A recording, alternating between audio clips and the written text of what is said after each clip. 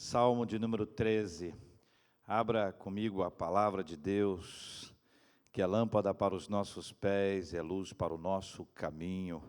Palavra de Deus que é tão maravilhosa, é tão preciosa. É para olhar para cá?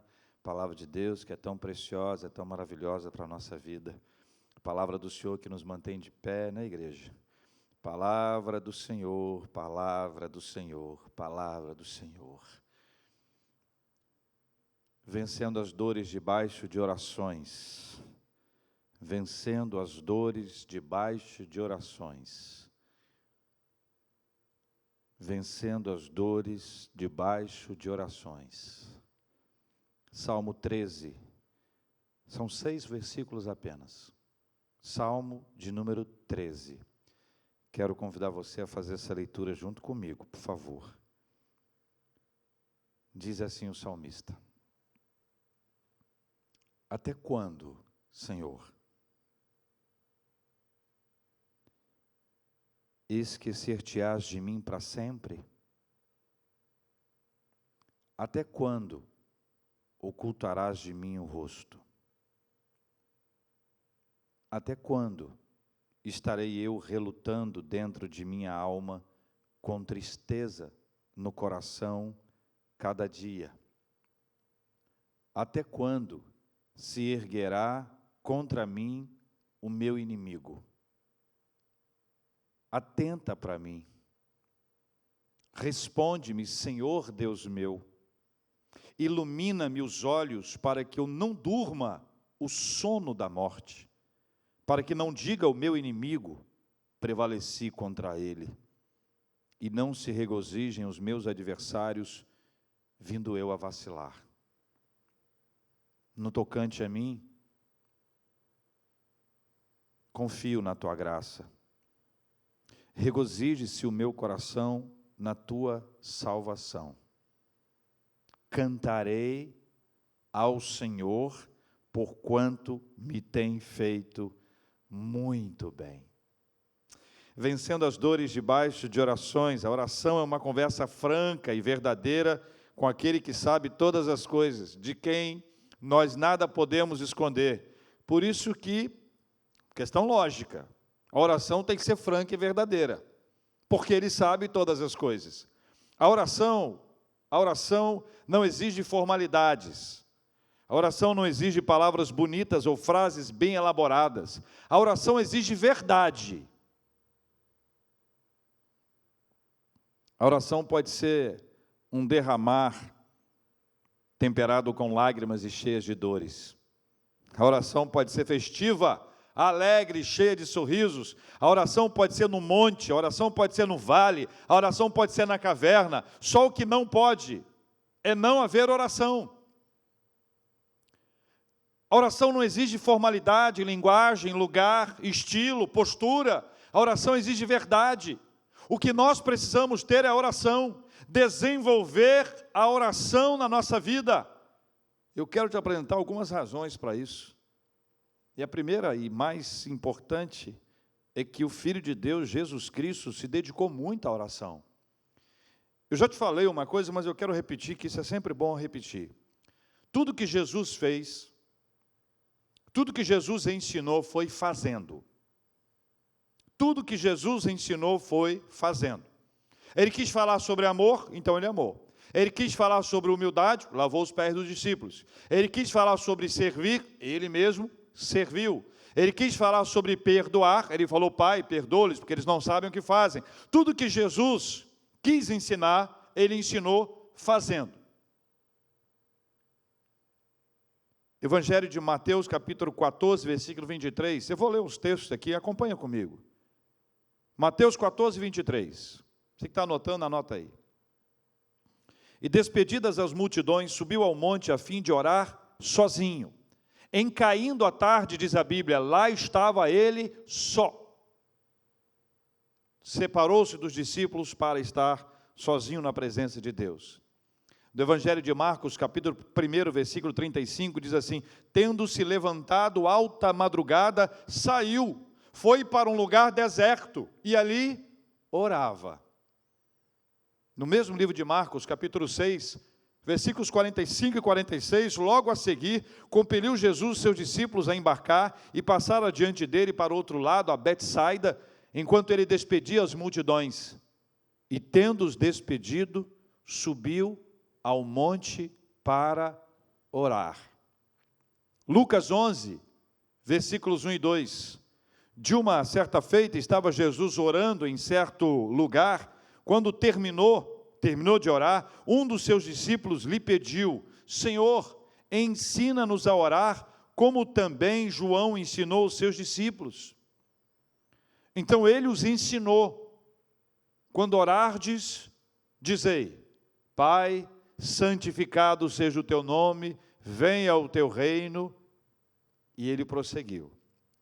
Veja, a pergunta do discípulo, que deu origem à resposta de Jesus, que nos brindou com a oração mais conhecida e mais famosa de todos os tempos, que é a oração do Pai Nosso, nasce de uma necessidade criada a partir do exemplo. Ela nasce a partir da necessidade criada a partir do exemplo. Aliás, dois exemplos. O primeiro de João, o Batista, que mostrava aos seus discípulos, aqueles que com ele andava, o quanto era importante estar conectado com Deus.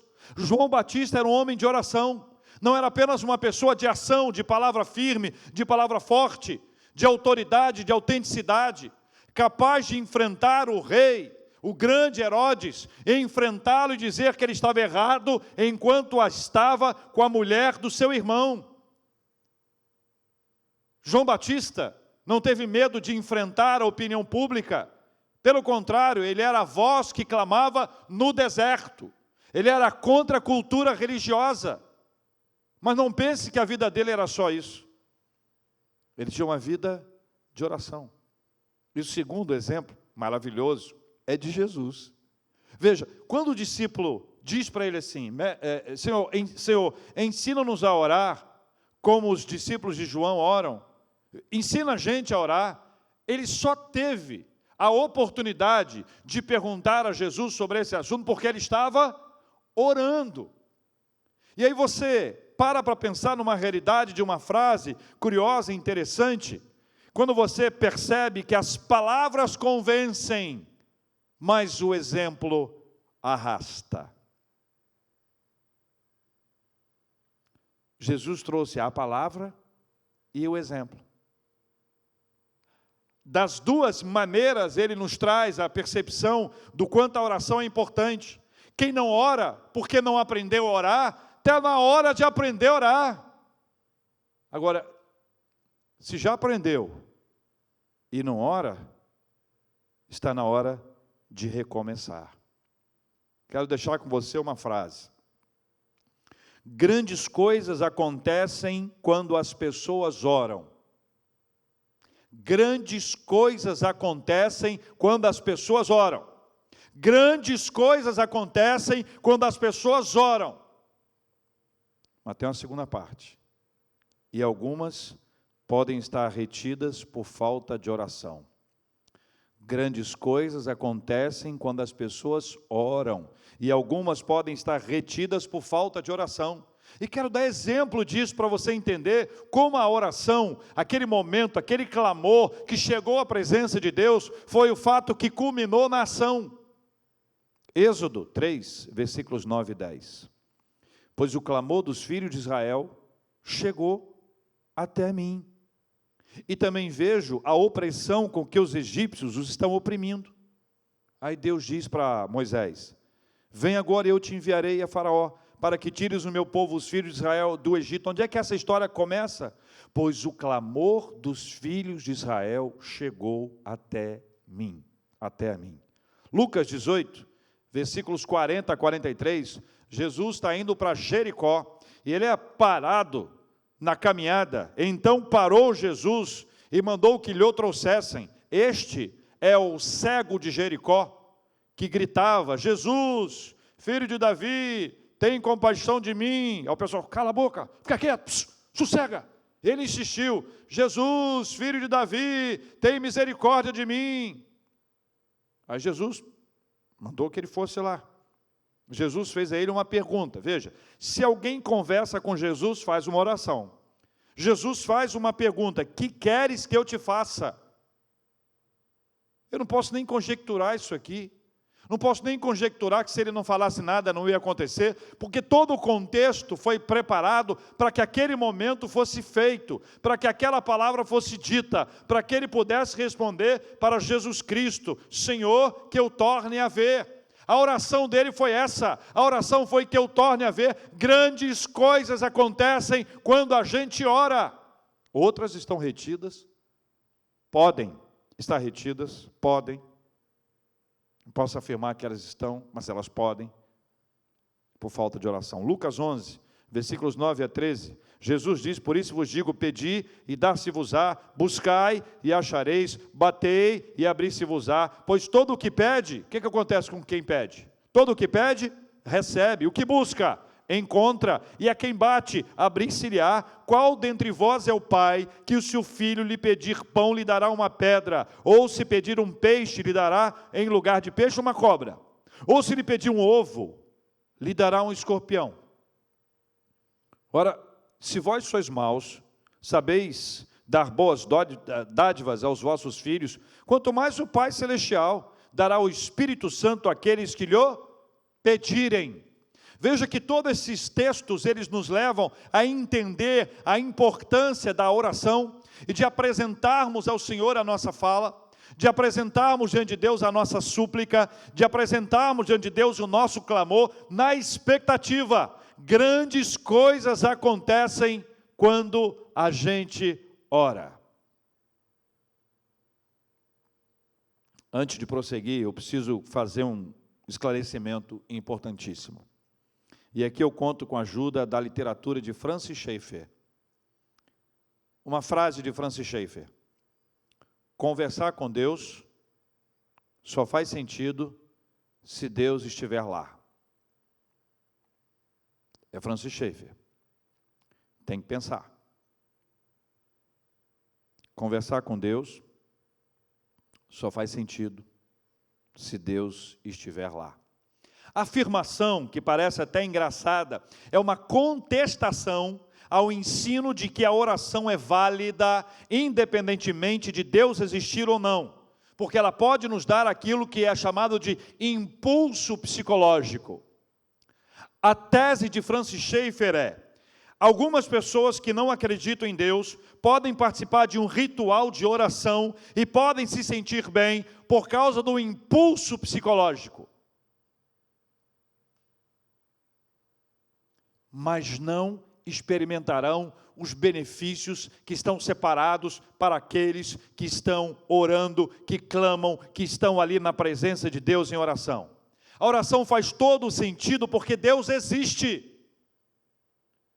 A oração faz todo o sentido porque Deus existe e Ele nos criou para desenvolvermos um relacionamento com Ele. Esse relacionamento é fruto de uma caminhada que começa antes de nascermos, prossegue a nossa vida inteira, e quando a gente morre, este relacionamento não acaba, pelo contrário, ele prossegue, e prossegue em tela plena, absolutamente plena, na presença do Senhor. A oração faz todo sentido, porque Deus existe, e Ele nos criou para desfrutarmos desse relacionamento, vencendo dores, debaixo de orações. Ore, ainda que a sua oração seja banhada no molho sofrido das aflições. Ore, ainda que a sua oração seja banhada no molho sofrido das aflições. Versículos 1 e 2 do texto que nós lemos anteriormente, Salmo de número 13, diz assim: até quando, Senhor? Veja a dramaticidade. Veja a aflição, veja o contexto das perguntas que são aqui apresentadas, como elas nos levam a imaginar um tempo sofrido, uma angústia profunda, algo lá de dentro. Até quando, Senhor? Esquecer-te-ás de mim para sempre? Até quando ocultarás de mim o rosto? Até quando estarei eu relutando dentro de minha alma, com tristeza no coração, cada dia? Até quando se erguerá contra mim o meu inimigo? Até quando isso vai acontecer? Eu quero trazer isso para uma realidade baseada em outro texto para os nossos dias. Algumas frases que eventualmente você já tenha dito na sua vida. Por que algumas coisas são tão difíceis para nós? Ou para mim? Por que nem tudo acontece conforme planejamos? Por que alguns sonhos tão sonhados são frustrados? Por que algumas alegrias nunca chegam? Por que esperar tanto tempo se nem temos certeza que essas coisas virão? Por que Deus nem sempre responde à pergunta que eu fiz? Por que eu não posso mudar tudo? Por que eu preciso me contentar com o que acontece? Por quê? Por quê? Esse comecinho do Salmo, ele nos apresenta 3 tipos de dores. 3 tipos de dores relatadas nesta oração de Davi, que estão bem presentes na nossa vida hoje. A primeira é a dor de ser esquecido. A dor de ser esquecido. Existem períodos em nossa vida que parece que Deus se esqueceu de nós. Que parece que Deus escondeu o seu rosto, que Ele virou as costas, que Ele cruzou a rua, que Ele tem se esquivado completamente. Parece. Senhor, eu fiz um pedido, mas parece que o Senhor se esqueceu. Eu queria ser feliz, e a felicidade se distancia de mim. Eu queria ter uma família e vivo no meio de desconhecidos. Eu queria sentir paz, e há em mim uma batalha sendo continuamente travada. Eu queria saber o que é harmonia, não apenas não sei, como parece que jamais a experimentarei. São questões que são apresentadas pela nossa alma, são questões da nossa vida, são circunstâncias pelas quais nós passamos na nossa história, na nossa vida, que o salmista Davi relata de maneira clara. Ele sintetiza algumas expressões contidas no ser humano. Ele escreve, inspirado pelo Espírito Santo, circunstâncias que todos nós passamos na nossa história. Ser esquecido é pior que ser abandonado, que ser deixado para trás ou perdido. Ser esquecido é ser visto, porém não ser percebido. É sofrer a indiferença. É a voz que é muda. É a imagem não vista. É o toque não sentido. Ser esquecido é ver a sua identidade desfigurar. É ver-se diminuir, apequenar e desaparecer. Mas segunda dor que o salmista descreve é a dor da tristeza no coração. A dor da tristeza no coração.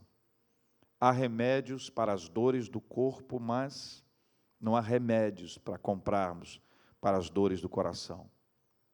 O brutal silêncio de uma dor no coração gera profundas dores no corpo. Corações machucados por traições, feridos por amizades perdidas, magoados com o silêncio, a ausência de respostas. Dor que amanhece como anoitece, que parece não diminuir, constante e contínua, deixa suas marcas o nosso semblante, que mesmo tentando não consegue manter-se imune ao sofrer. A dor no coração confisca a nossa alegria, mesmo externando que está tudo bem. A dor do coração está lá, e todo dia ela conta para a gente que falta alguma coisa. A terceira dor que o salmista nos traz aqui nessa sua fala é a dor da vitória do inimigo. Poucas dores são tão brutais quanto a dor de ver a vitória dos que se opõem a nós. Ver alguém que nos fez mal, e ainda que tenha nos feito mal, prospera. Ver alguém tendo êxito, mesmo que a gente saiba que os meios que levaram ao sucesso foram os menos apropriados. Ver alguém nos derrotar e tripudiar de nós, proclamando sua vitória, anunciando para todos os lados a nossa derrota. Tudo isso resulta em uma dor inquietante e que nos acompanha em nosso ser. 3 tipos de dores: de ser esquecido, dor do coração, dor da vitória do inimigo. Você pode acrescentar outras tantas dores que você sente, outras tantas questões que estão na sua mente, outros tantos problemas pelos quais você tem passado. Cada uma dessas coisas, a pergunta é: o que fazer com todas essas dores? Eu posso constatar na minha vida algumas dores, o que eu faço com elas? Saber que eu tenho as dores é o primeiro passo, mas o segundo passo, devemos fazer o mesmo que Jesus. Jesus enfrentou essas e muitas outras dores, e o que ele fez foi apresentá-las diante de Deus em oração. É na presença do Senhor que as nossas aflições são lançadas, que o nosso sofrimento é declarado e a transformação é iniciada. O que eu preciso que você compreenda hoje é que todas as vezes que Jesus estava em oração, e das mais conhecidas é a oração do Getsêmani, quando a sua alma estava cheia de dor, de angústias profundas, angústia de morte, quando não havia maior profundidade, a dor era intensa e tão profunda da sua alma, ele pede 3 discípulos para o acompanhar. Vem comigo, me ajuda em oração. Você sabe o que os discípulos fizeram? Pedro, Tiago e João dormiram.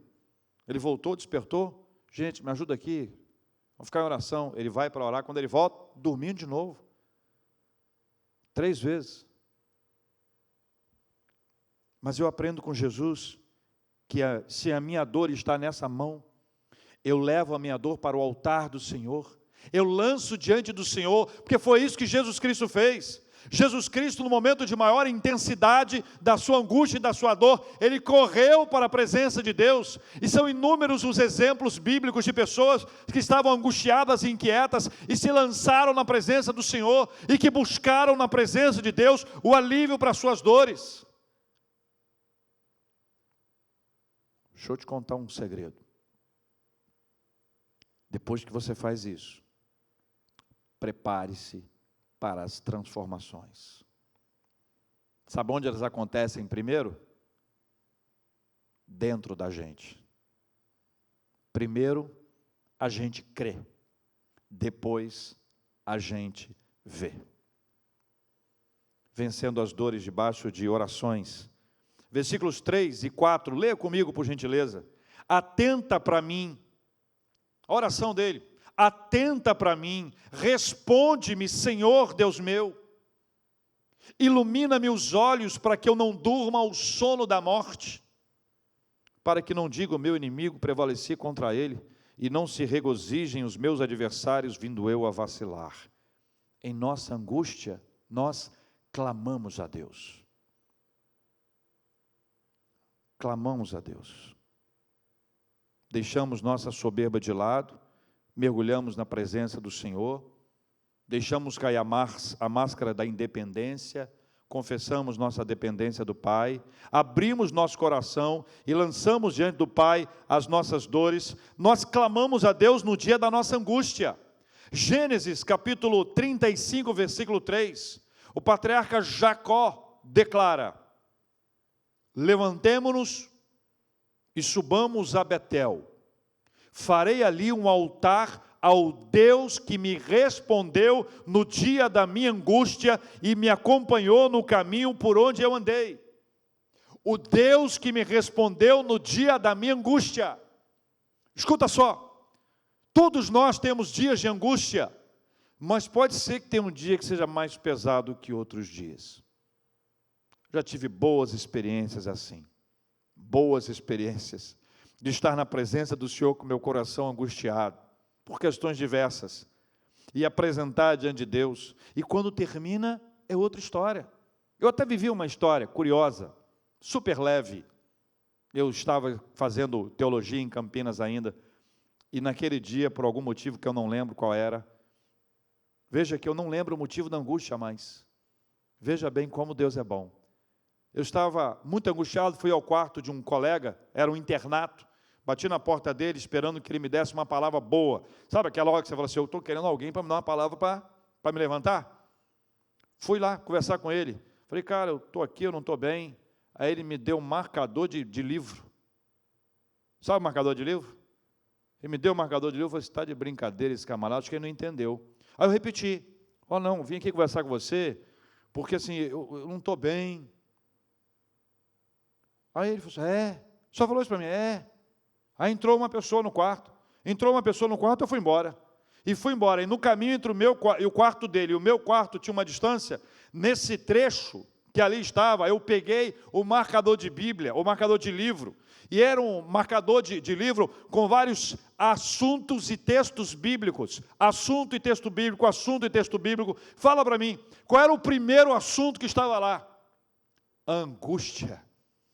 Quando eu li que angústia era o primeiro assunto, e ali estava o texto bíblico, eu entendi que Deus queria que eu falasse diretamente com Ele, não era para falar com meu amigo, que é um cara extraordinário, mas não era para falar com ele, era para que eu me derramasse, e eu clamasse ao Senhor, e eu fui para o meu quarto, me ajoelhei, peguei o texto bíblico, li o texto bíblico ajoelhado, e comecei a chorar,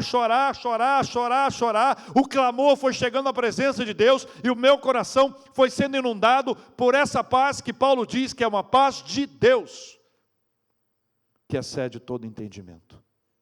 Tantas outras experiências assim, todos os dias vivemos essas dores, e todos nós temos o dia da nossa angústia, todos vivemos em meio ao sofrer e perder, mas a grande virada acontece quando levamos o nosso sofrer aos pés do Todo-Poderoso. Está sofrendo? Ora! Está angustiado? Ora! Nós precisamos pegar a nossa angústia e apresentar diante do Senhor. Aprenda a dobrar os seus joelhos. Aprenda a chorar na presença de Deus. Se não aprendeu até hoje, vai aprender agora, em nome de Jesus. Nós precisamos fazer isso. É o que vai mudar a nossa história. A história é transformada quando buscamos aquele que peleja por nós. Sabe por quê?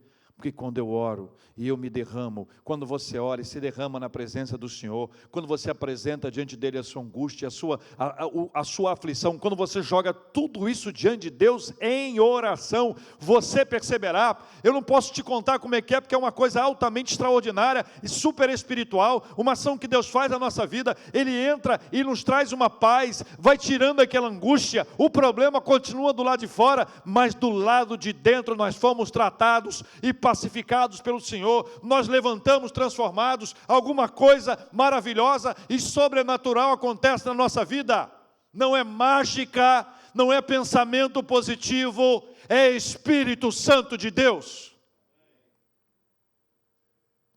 vencendo as dores debaixo de orações.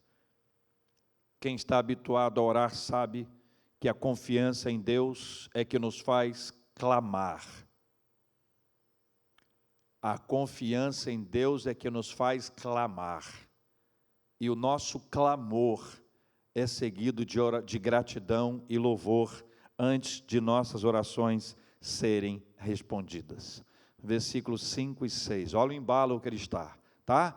Lá no versículo 1, até quando, Senhor, esquecer-te-ás de mim? Versículo 3, atenta para mim, responde-me, Senhor Deus meu. Vai para o versículo 5 e 6 agora.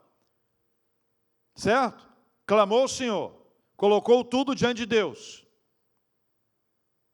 No tocante a mim, versículo 5, confio na tua graça. Regozije-se o meu coração, regozije-se, alegre-se o meu coração na tua salvação.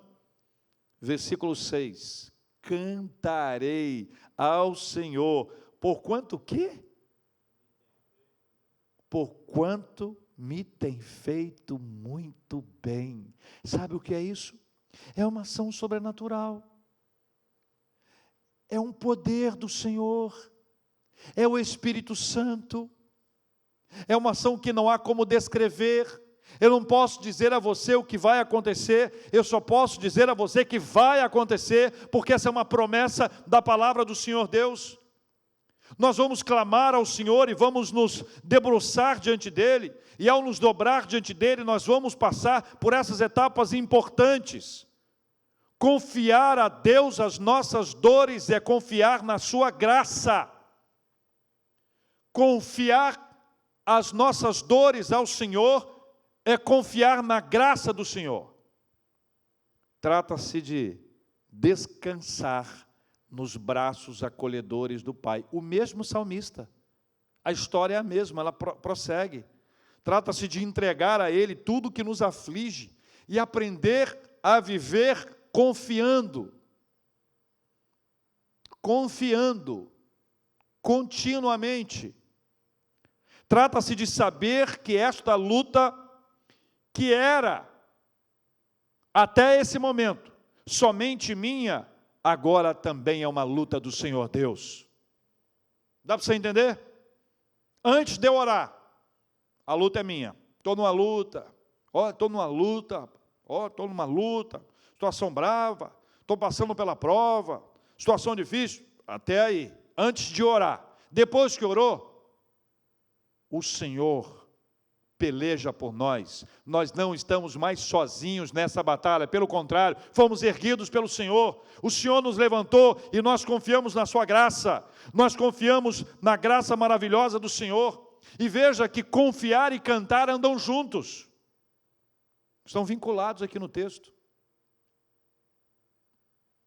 Por confiar em Deus, nós cantamos. O louvor é fruto de um coração que confia em Deus e não nas circunstâncias. O louvor é resultado de uma intimidade verdadeira com o Pai. O louvor é um ressoar constante da presença do Senhor ao nosso lado. O louvor pressupõe uma caminhada segura e estável com o Papai do céu, vencendo as dores debaixo de orações. Ore, ainda que a sua oração seja banhada no molho sofrido das aflições. Não pare de orar. Não desista de orar. Não pare de orar. Em nossa angústia, nós clamamos a Deus. Todas as vezes que você estiver angustiado, lembre-se daquela experiência que eu contei, em que no meu caso, Deus queria que eu falasse primeiro com Ele. Deus quer falar, Deus quer ouvir a sua voz no momento da aflição. Quem está habituado a orar sabe que confiança em Deus é que nos faz clamar. Eu só clamo porque eu confio. É por isso que eu disse que muitas coisas extraordinárias podem acontecer quando nós oramos. E, infelizmente, quando nós deixamos de orar, algumas coisas deixam de acontecer.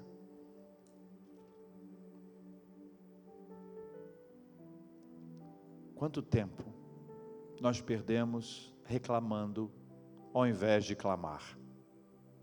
Quanto tempo nós perdemos de oportunidade, de grandes vitórias da nossa vida, porque nós ficamos reclamando, lamentando, nos afastando, falando com A, B, C, D, E, F, G, H, mas ninguém falando com o Senhor.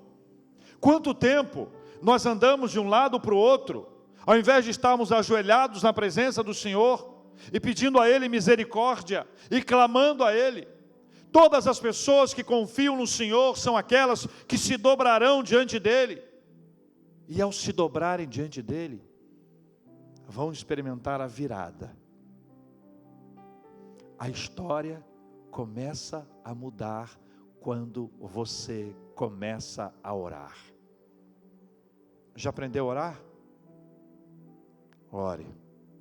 Aprendeu e parou? Recomece. Não aprendeu? Eu vou te ensinar. Olha para mim.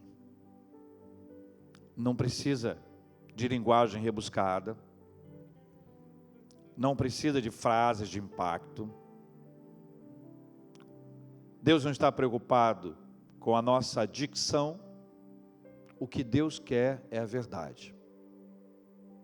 E Ele sabe o que você está passando. Não desista. não desista. Todo sofrimento, banhe a sua oração, ainda que em lágrimas, diante do Senhor. Clame a Deus em sua angústia. E comece a cantar. E comece a agradecer. E comece a dizer: Senhor, eu te agradeço. Senhor, eu te louvo. Antes que as orações sejam respondidas. Nós nos habituamos aqui na igreja a fazer isso. Eu queria convidar você a fazer o mesmo nessa hora. Antes da bênção chegar, nós já estamos agradecendo. Que é isso que a Bíblia diz. No tocante a mim, confio na tua graça. Regozije-se o meu coração na tua salvação. Cantarei ao Senhor porquanto me tem feito muito bem. Do lado de fora, a circunstância ainda pode estar a mesma, mas do lado de dentro, ela é transformada pelo poder do Senhor. Vamos reativar a nossa vida de oração. Vamos ativá-la para aqueles que não têm ainda. Vamos inserir no contexto do nosso dia. Vamos trazer na hora da angústia, da nossa aflição, a nossa oração diante do Senhor. Vamos compartilhar com Ele aquilo que tem nos feito mal, que tem nos feito sofrer, aquilo pelo que nós temos chorado. E vamos clamar ao Senhor, e vamos pedir a Ele a intervenção poderosa, extraordinária do Espírito Santo de Deus. Nós vamos cantar juntos agora. Enquanto estivermos cantando, vai orando. Em seguida eu virei para orar. Eu quero orar com você, que tem passado as suas aflições e as suas lutas. Mas a partir de hoje, nós vamos vencer as dores debaixo de orações.